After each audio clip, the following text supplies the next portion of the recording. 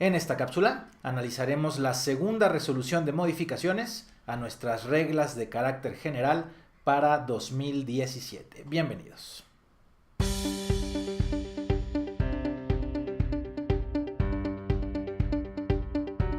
¿Qué tal amigos? Los saluda a su servidor Oscar Rueda con muchísimo gusto como siempre, en esta ocasión con un breve análisis de los 6 principales puntos que reportan nuestra segunda resolución de modificaciones a reglas generales de comercio exterior, publicada el pasado 1 de septiembre de 2017.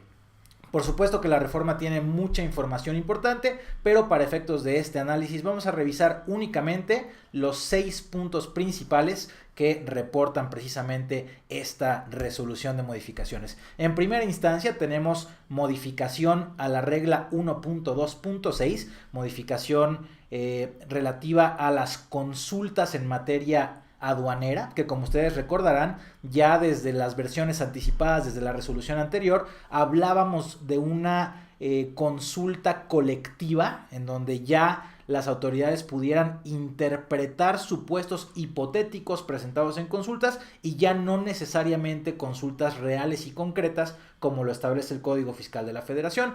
Hoy en esta regla 126 tenemos una modificación y esto es que a partir del 1 de noviembre de este año 2017 las consultas, tanto aquellas individuales, reales y concretas, como aquellas colectivas únicamente concretas, pudiendo ser hipotéticas, ambos tipos de consulta se podrán plantear y presentar a través del buzón tributario, por supuesto en el portal del Servicio de Administración Tributaria. De hecho, en el portal del SAT ya se encuentran disponibles en este momento la opción de consultas, así que oficialmente entra en vigor en noviembre de este año, pero en el portal del SAT cuando menos ya está habilitada la opción de presentar las consultas. Por otra parte tenemos modificación a la regla 1.3.6 que nos habla de esta autorización para importar sin estar inscritos en el padrón de importadores por única ocasión. Seguramente ustedes recuerdan muy bien esta regla. Pues bueno, se agrega la posibilidad de importar mercancía sensible, me refiero a textil, confección y calzado,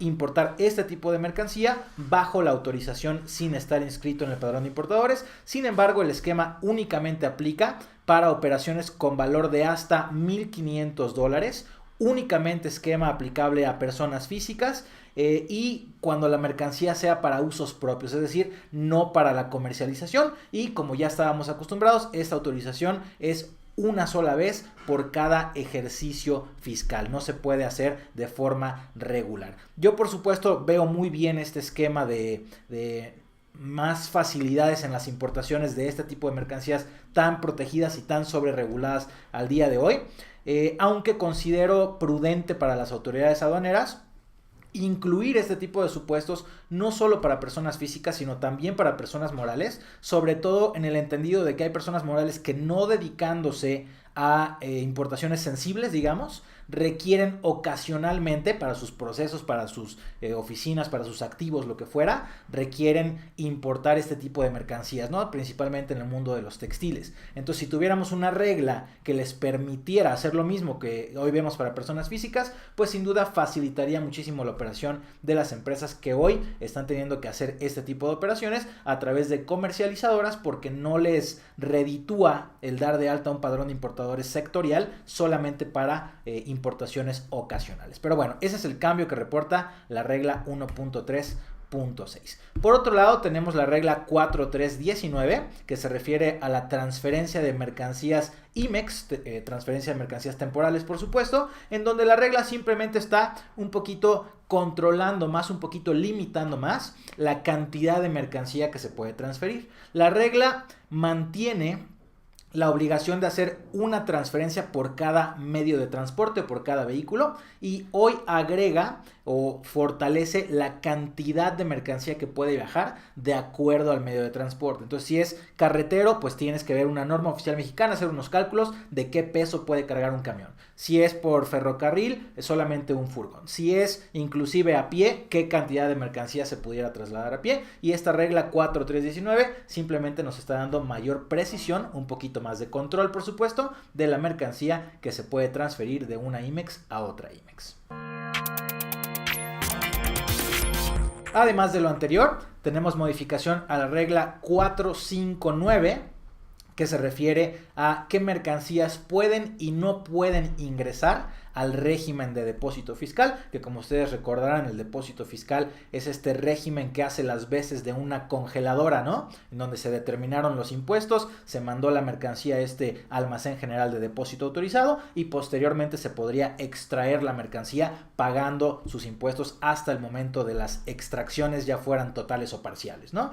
Bueno, la mercancía que se agrega a la lista negra, mercancía que no se puede introducir a depósito fiscal, son gasolinas y combustibles, quedan fuera de almacenes generales de depósito en este régimen aduanero. También tenemos modificación a la regla 611, famosísima regla que habla de rectificación de pedimentos.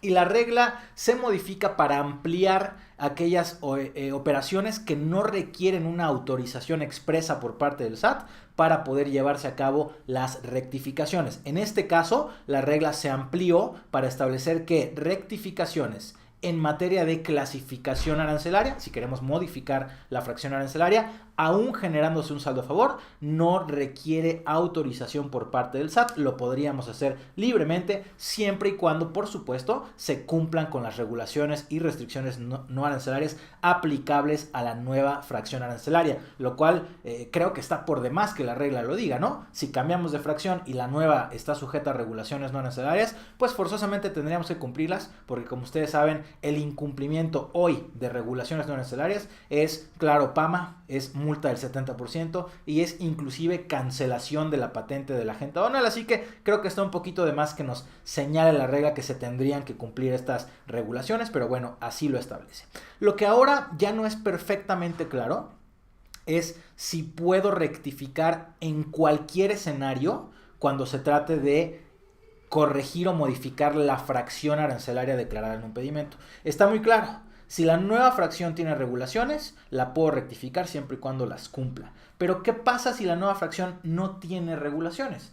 ¿Puedo rectificar libremente o no? Recordando que la regla habla de que no se requiere autorización si el saldo a favor se genera con motivo de un cambio en la tarifa, lo cual tampoco es perfectamente claro. Entonces, si ustedes tienen la respuesta de podemos hoy en día rectificar libremente sin pedir autorización fracción arancelaria declarada en pedimento, les agradeceré que por favor nos lo hagan saber en el campo de comentarios, en el campo de observaciones de este video, para que bueno, nos compartan sus experiencias en el mundo de rectificaciones sin duda bastante importantes. Por último, tenemos claro ajustes al título séptimo de nuestras reglas, el esquema de empresas certificadas con muchos cambios importantes, pero digamos que lo más puntual para efectos de esta pequeña cápsula serían que hoy en día ya no se permiten socios o administradores que estén vinculados con alguna otra empresa cuyo registro se hubiera cancelado. Ya no podemos compartir socios, accionistas o administradores, es decir, consejo de administración o administrador único, si de alguna forma está vinculado con una empresa cancelada en el esquema de certificaciones. Las empresas IVA y EPS, a partir de esta modificación, tendrían que permitir visitas de inspección en todo momento y ya no solamente, como lo decía antes, una vez que habían presentado la solicitud, podrían o no ser visitadas por el SAT. Al día de hoy la regla te dice: tienes que tener las puertas abiertas, en cualquier momento se podrá generar una inspección para validar que sigas cumpliendo con los requisitos reportados en esa solicitud inicial. Se hace ajuste también en el esquema de empresas certificadas a todo el esquema de avisos que se tienen que presentar respecto de modificaciones posteriores, respecto de proveedores, etcétera, principalmente en el mundo de domicilios. Si mi contrato ya perdió vigencia, si lo renové, si cambió el que me renta el edificio, lo que fuera.